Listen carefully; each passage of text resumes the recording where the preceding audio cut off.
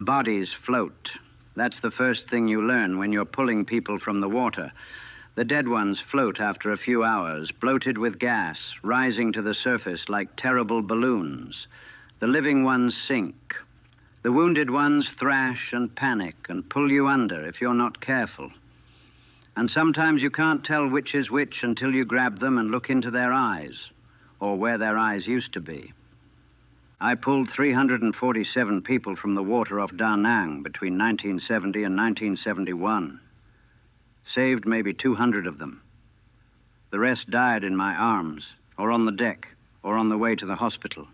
Drowned, bled out, burned, torn apart by explosions or sharks or the 100 other ways you can die in warm Vietnamese water. I remember every face, every name when I knew it, every last word when they had words left. 347 souls I touched in their worst moments. Some I saved, most I couldn't. And all of them are still with me, 53 years later, still drowning, still bleeding, still calling for help I couldn't give. My name is William Parker. I was a Navy hospital corpsman assigned to harbor security and medevac operations out of Da Nang, South Vietnam. I was 22 years old when I got there, 23 when I left. 2 years that felt like 20. 2 years of pulling bodies from water that was always too warm, always too red, always full of things that shouldn't be there. I grew up in Baltimore, Maryland, working-class neighborhood. My dad was a longshoreman, worked the docks his whole life, taught me to swim before I could walk, taught me to respect the water, to understand its power, to know that water gives life and takes it with equal indifference. Water doesn't care about you, he'd say. Doesn't care if you're good or bad, rich or poor. Water just is. You respect it, or it kills you. I learned that lesson well. Became a strong swimmer, comfortable in the water. When I enlisted in the Navy in 1969, the water felt like home, felt safe, felt like something I understood. Vietnam taught me I understood nothing. The water there wasn't like the water back home. It was hostile, alien, full of death in ways I couldn't have imagined. And my job was to go into that water again and again to pull out the dying and the dead. Hospital corpsman training at Great Lakes was intensive. 8 weeks of medical instruction, anatomy, physiology, trauma care, emergency medicine.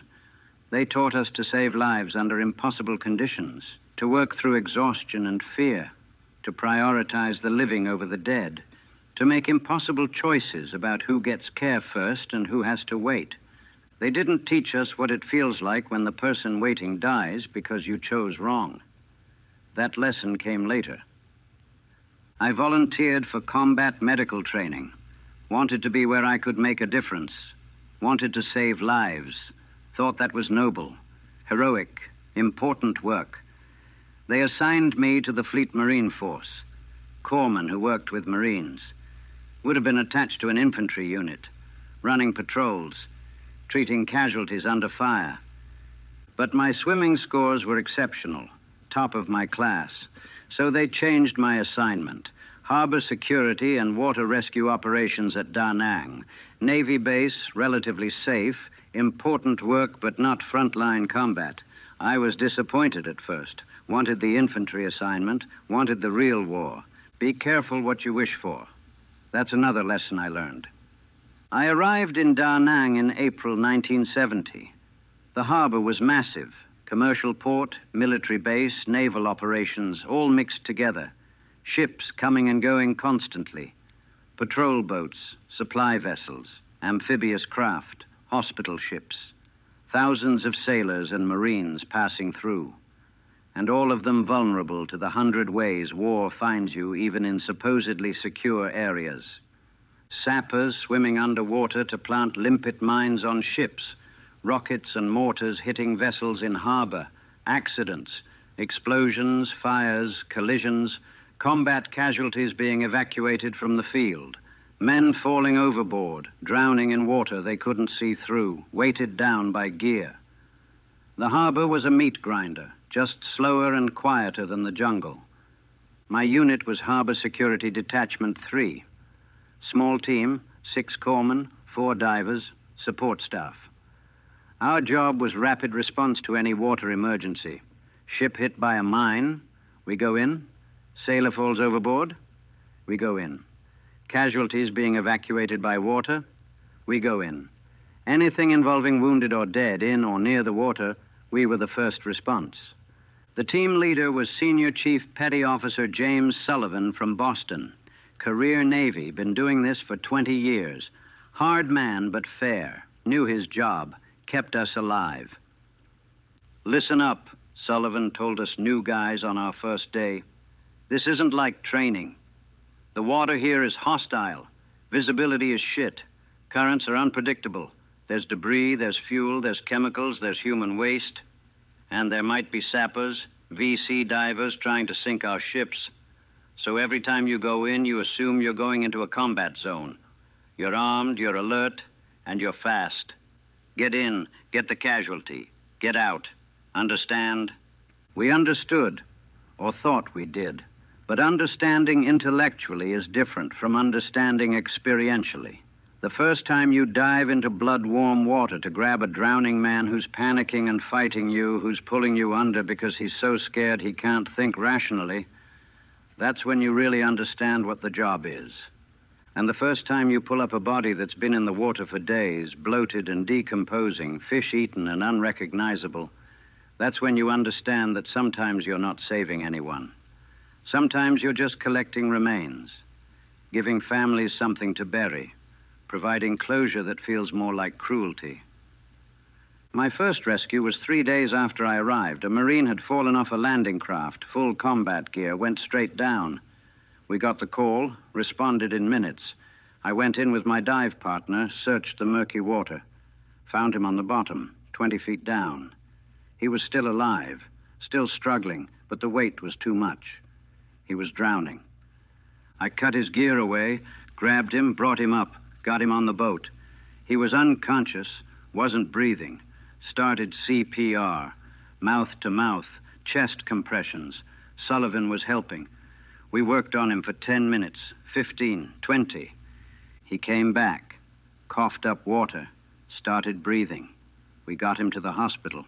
He survived. Full recovery. My first save. Should have felt good. Should have felt like success. But all I could think about was how close it had been. Another minute and he'd have been dead. Another 30 seconds and the brain damage would have been permanent. The line between life and death was so thin, and I'd barely grabbed him from the death side. That feeling never went away. Every rescue, every save, felt like I'd stolen someone from death's grip at the last possible second. And eventually, death would be faster. Eventually, I wouldn't be fast enough. Eventually, people would die because I wasn't good enough, wasn't quick enough, wasn't skilled enough. That knowledge was there from the first day, and it was right. I wasn't always fast enough, wasn't always good enough. People died, lots of them. And I had to keep going into that water anyway. Keep trying to save the next one. Keep pulling bodies up, knowing that some of them would be bodies and not people anymore. Water doesn't care about you. My father's words, true in Baltimore, true in Da Nang, true everywhere. The water off Da Nang didn't care that I was trying to save people. Didn't care that I had good intentions. Didn't care about anything except being water, indifferent, neutral, deadly. And I had to go into it every day, knowing it would kill me if I let it. Knowing it was killing other people and I had to try to stop it. Knowing I'd fail more often than I succeeded. That was the job. That was what I'd volunteered for. That was what destroyed me. One rescue at a time, one body at a time, one failure at a time. The sappers hit us in June 1970. VC divers, swimming underwater with limpet mines, attaching them to ships in the harbor. We'd known it was a threat, but it had been quiet for months. We'd gotten complacent. Then 3 ships got hit in one night. The first explosion happened around 200. I was asleep in the barracks. The blast woke everyone, this massive boom that shook the building. We ran outside, saw fire and smoke rising from the harbor. A transport ship had been hit below the waterline. It was listing badly, taking on water, men jumping overboard to escape. "Harbor security, respond!" Sullivan was already running for the boats. We followed, grabbed our gear, dive equipment, medical bags, rescue equipment. We're in the water within minutes. The scene was chaos. The ship was sinking. Men were in the water, some swimming, some floating, some going under. Oil on the surface, burning. The whole area lit by emergency lights and flames. And we had to go in there, pull people out, avoid getting burned or drowned ourselves. I went in first. Water was warm, oily, tasted like fuel and blood. Visibility was near zero. I grabbed the first person I found, sailor, maybe 19, conscious but panicking. Got him to the rescue boat. Went back in, found another, then another, over and over, pulling men from burning water while the ship continued sinking, while more fuel leaked out, while the danger grew by the second. Found a sailor who'd been blown off the ship by the explosion. Both his legs were gone, just stumps, bleeding into the water. He was still alive, still conscious, staring at where his legs used to be with this confused expression. "I can't feel my legs," he said, like he didn't understand, like it was a puzzle he couldn't solve. I got him to the boat, started tourniquets, started pressure bandages, but there was so much blood, so much damage. He died on the deck before we could get him to shore. Just bled out while I was working on him, while I was trying to save him. Died looking at me with that same confused expression. "I can't feel my legs," were his last words, because he didn't have legs anymore, because they'd been blown off by a mine and he'd bled to death in Vietnamese water while I tried and failed to save him. Second explosion hit while we were still working the first. Another ship, same scenario. Then a third. 3 ships hit, dozens of casualties, bodies and wounded everywhere. And 6 of us trying to pull them all out, trying to save them all, knowing we couldn't, knowing people were dying while we worked on other people, knowing every choice was life or death, and we were making those choices in real time with no time to think. I pulled 11 people from the water that night, saved 8, lost 3. The 3 I lost haunt me more than the 8 I saved. Could I have saved them? Should I have grabbed them first instead of others? Did I make the wrong choices? Did people die because of my decisions?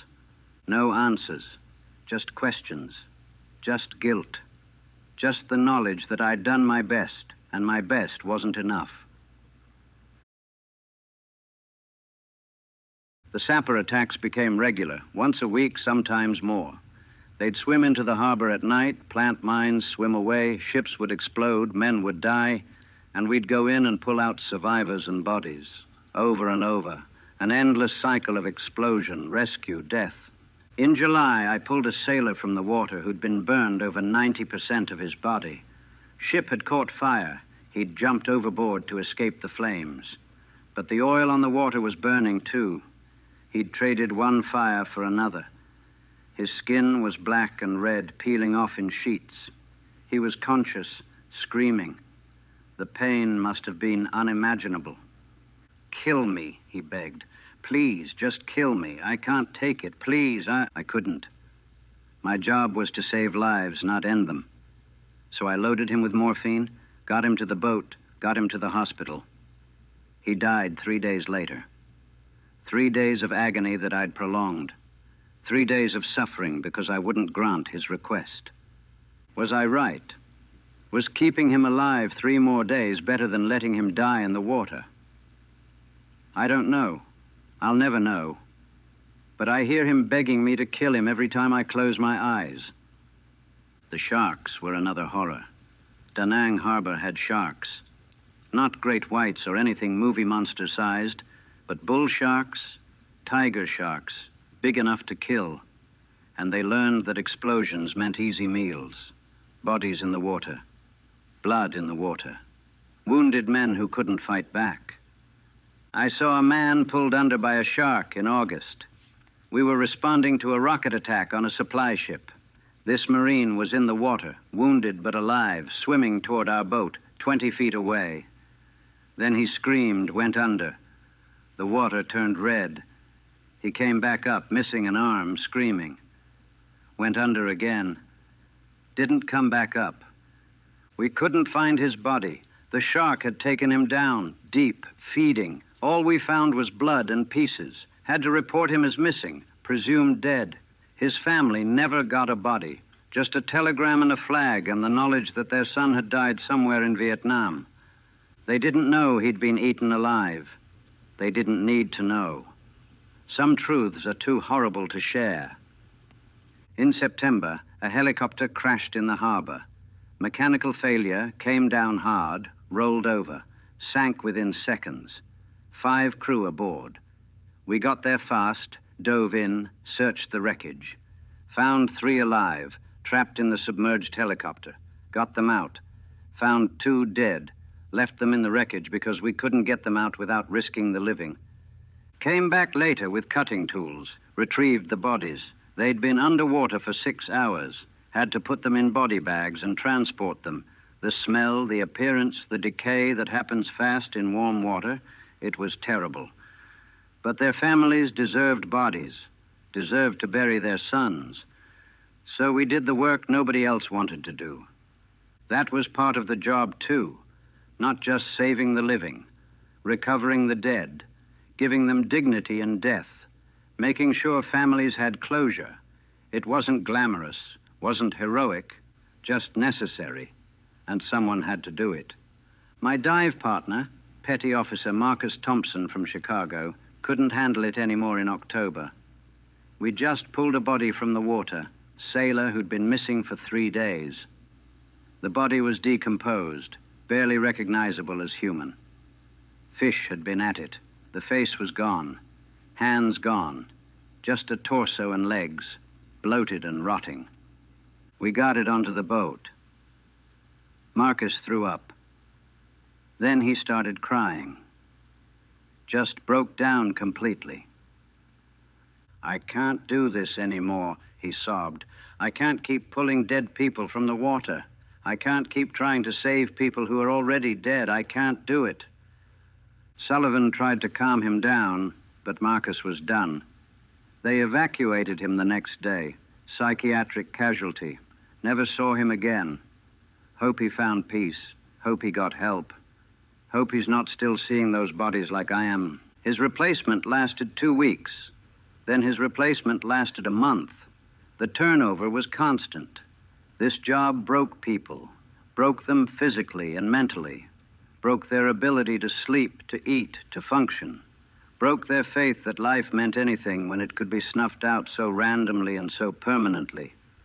I kept going, not because I was stronger, because I was stubborn, or because I was already broken and just didn't realize it yet, or because stopping felt like abandoning the people who still needed help. I don't know. Maybe all of the above. But I kept diving into that water, kept pulling people out, kept trying to save them, kept failing more often than I succeeded, kept collecting bodies when I couldn't collect living people, kept doing a job that was destroying me one rescue at a time. By early 1971, I'd been doing this for 9 months, had pulled over 200 people from the water, saved maybe half, lost the rest. The numbers were statistics, but every statistic was a person. Every number was someone's son, brother, father. Every loss was a family getting a telegram. Every save was a life continuing. But the weight of the losses was overwhelming the satisfaction of the saves. I'd save 2 guys and lose 1, and all I could think about was the one I lost. Could I have saved him? Should I have tried harder? Did I make a mistake? The successful rescues faded from memory. The failures stayed sharp and clear. In January, we responded to a collision in the harbor. 2 boats had hit each other in the dark. One was sinking fast, men in the water. We went in. I found a sailor trapped in the wreckage underwater. He was pinned, couldn't free himself, was drowning. I tried to pull him out. Couldn't. The wreckage had him tight. I needed cutting tools. Surfaced, yelled for tools. Dove back down. He was still conscious, still trying to breathe through water, still fighting. I tried to calm him down, tried to tell him I'd get him out, but I couldn't stay down long enough. Had to surface for air. Every time I came back, he was weaker, more panicked, closer to giving up. Finally got the cutting tools. Dove back down. He was unconscious now, not struggling. I cut him free, brought him up. Started CPR. Couldn't revive him. He'd been under too long. Brain was gone. He was dead, and I couldn't bring him back. I'd been right there, right with him, and I couldn't save him, couldn't work fast enough, couldn't get the tools quick enough, couldn't do what needed to be done in time, and he died because I wasn't good enough. That one broke something in me. I'd lost people before, but never one where I was right there, where I had time to try, where I failed despite doing everything I could. It felt personal, felt like I'd murdered him through incompetence. Sullivan found me sitting on the boat afterwards, staring at my hands. "Parker, you okay?" I was right there. I could have saved him. You did everything you could. Sometimes that's not enough. It should be enough. I'm supposed to save people. That's my job. Your job is to try, not to succeed every time. Nobody can do that. You know that. I knew it intellectually, but emotionally, I couldn't accept it. Couldn't accept that sometimes trying wasn't enough, that sometimes people died despite your best efforts. That failure was inevitable, and you had to carry it anyway. Started having nightmares, every night drowning. Sometimes I was the one drowning, pinned underwater, unable to breathe. Sometimes I was trying to save someone who kept slipping away. Sometimes I was pulling bodies up endlessly, an ocean full of dead people, and I had to retrieve them all. Never saved anyone in the nightmares. Just drowned or watched others drown. Over and over. Stopped sleeping well, would wake up gasping, convinced I was underwater, would feel water filling my lungs even though I was dry and safe. The nightmares bled into waking hours, started seeing bodies everywhere, in the water, in my peripheral vision, in shadows. They weren't real, but they felt real. Felt like the ghosts of everyone I couldn't save were following me. The command tried to rotate me out. Give me shore duty, time to recover. I refused. Who'd replace me? Who'd do the job if I left? The new guys weren't experienced enough. They'd make mistakes. People would die. I couldn't let that happen. So I stayed. My breaking point came in March 1971, almost a year in country. We got a call, helicopter down in the harbor, multiple casualties, standard response. We'd done it before. Should have been routine. The helicopter had crashed hard, broke apart on impact, sank immediately. 6 crew, all in the water. We responded in minutes, started pulling people out. First guy was dead, skull crushed in the crash. Second guy was alive but unconscious. Got him on the boat, started working on him. Third and fourth were swimming, injured but alive. Fifth was nowhere visible. I dove looking for the sixth. Found him trapped in the wreckage again. Same situation as January. But this time I had tools, was prepared, could handle it. Got down to him. He was conscious, panicking, trying to breathe water. I started cutting him free, got his legs loose, started on his arm. He was fighting me, making it harder. I tried to calm him down. He wouldn't calm down, was too panicked. Finally got him loose, started bringing him up. We were 15 feet from the surface. Almost there. He was still conscious, still alive. I was going to save him. Then he grabbed me. Panicked grab, trying to use me to get to the surface faster. Pushed me down while pulling himself up. I went under, lost my grip on him. When I came back up, I'd lost him. Couldn't see him in the murky water. Surfaced. Looked around. He was there, 10 feet away, thrashing, going under. I swam to him, grabbed him. He fought me again, pushed me under, climbed on top of me, was drowning me to save himself. We went under together. I couldn't break free. He was too panicked, too strong. We were both drowning. The water was dark and warm, and I couldn't breathe, and I was going to die trying to save someone who was killing me, and I couldn't do anything about it. Sullivan dove in, pulled us apart, got me to the surface. I gasped air, coughing, trying to breathe. Looked around for the sailor. He was gone. Had sunk when Sullivan pulled him off me. We dove back down, found him on the bottom, brought him up. He was dead. Drowned while I was trying to save him. Drowned because I couldn't control him. Drowned because I wasn't strong enough, or skilled enough, or good enough. And I'd almost died, too. Almost drowned in Vietnamese water trying to save someone who killed himself fighting me. Almost became another casualty. Another body for someone else to pull up. We got back to shore. I sat on the dock, dripping, exhausted, broken. Sullivan sat next to me. "You almost died," he said. "I know. You can't save everyone, Parker. Especially when they're fighting you. Especially when they're too panicked to let you help." I should have been able to control him. Should have been stronger. "You're not superhuman. You're just a corpsman doing an impossible job. And sometimes impossible jobs are impossible. You can't blame yourself for that." But I did blame myself. Blamed myself for every death, every failure, every person I couldn't save. The weight was crushing me. The guilt was drowning me more effectively than the water had. "I can't do this anymore," I said. "I know," Sullivan said quietly. "I'll put in for your rotation.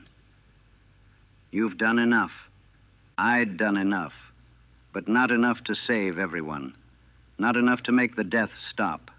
Not enough to carry the weight without breaking. Just enough to break. Just enough to be destroyed by a job that destroyed everyone eventually." They rotated me out in April 1971. 1 year in Vietnam, 347 people pulled from the water, 200 saved, 147 dead. Numbers that haunt me. Statistics made of flesh and blood and last words and faces I can't forget. I came home broken. Physically intact, but mentally destroyed. The nightmares didn't stop. The flashbacks didn't stop. The guilt didn't stop. I was home, but I wasn't. Part of me was still in Da Nang Harbor, still diving into murky water, still pulling up bodies, still failing to save people. The Navy discharged me in 1972. Medical discharge. PTSD, they said. Combat stress. Needed treatment, needed time. Needed help they couldn't provide. Gave me a disability rating and sent me home. I tried to work as a lifeguard. Figured I'd use my skills, save lives, redeem the failures. Lasted 3 days. First time someone went under. First time I had to pull someone from the water. I froze. Couldn't do it. Saw Vietnamese water instead of American water. Saw bodies instead of swimmers. Couldn't function. They fired me, rightfully. Can't be a lifeguard if you can't save people. Tried other jobs. None of them lasted. Couldn't handle stress. Couldn't handle responsibility. Couldn't handle anything that reminded me of water or rescue or failure. Just drifted through life, collecting disability, barely functioning. Started drinking, heavily. Needed something to numb the memories, dull the nightmares, quiet the voices of the dying. Alcohol helped, for a while. Then it just made things worse. Made me more broken, more isolated, more lost. The VA tried to help. Therapy, medication, support groups.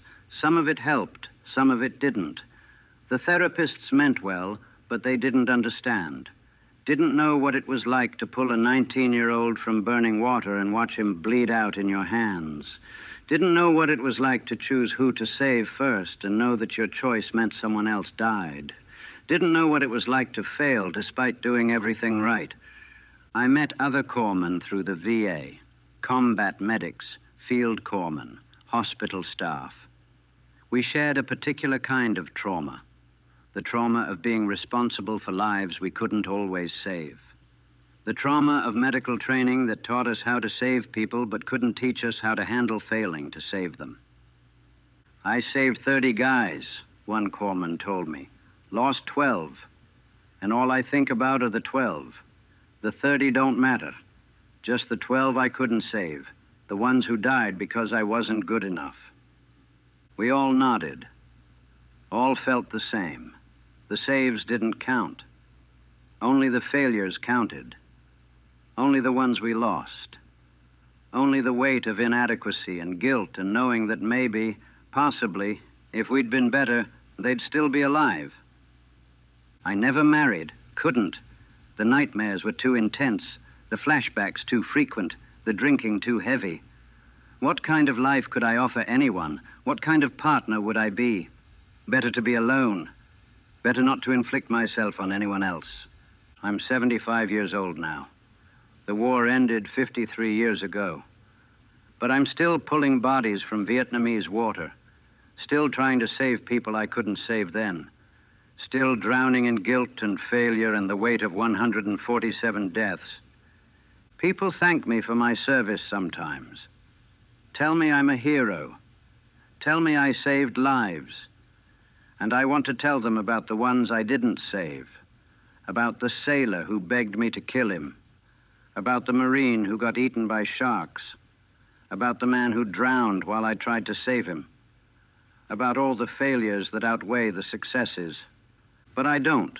I just say thank you and move on, because they don't want to hear the truth, don't want to know that heroes are just people who failed less often than they succeeded, that saving lives means watching others die, that rescue work is built on a foundation of failures you can never forget.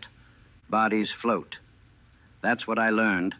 The dead rise to the surface eventually, but the living sink. And sometimes you can't reach them in time. Sometimes they drown despite your best efforts. Sometimes they fight you and drown both of you. Sometimes you save them and they die anyway. Sometimes everything you do is wrong, even when you do everything right. My father told me water doesn't care about you. He was right. Water in Da Nang didn't care that I was trying to save people. Didn't care that I had good intentions. Didn't care about anything except being water. Warm, murky, deadly. And I had to go into that water every day for a year. Had to pull people from it. Had to try to save them. Had to fail more often than I wanted. Had to carry the weight of every failure for the rest of my life. I pulled 347 people from the water off Da Nang. Saved 200. Lost 147. The 200 I saved are statistics. Anonymous numbers. People who lived and went on with their lives and probably never think about the corpsman who pulled them out. But the 147 I lost are real, individual, specific. I remember their faces, their names when I knew them, their last words, their final moments. They're with me every day, every night, every time I see water, every time I close my eyes. Bodies float, but I'm still sinking, still drowning in guilt, still going under with the weight of 147 deaths I couldn't prevent, still in Vietnamese water, still trying to save people, still failing.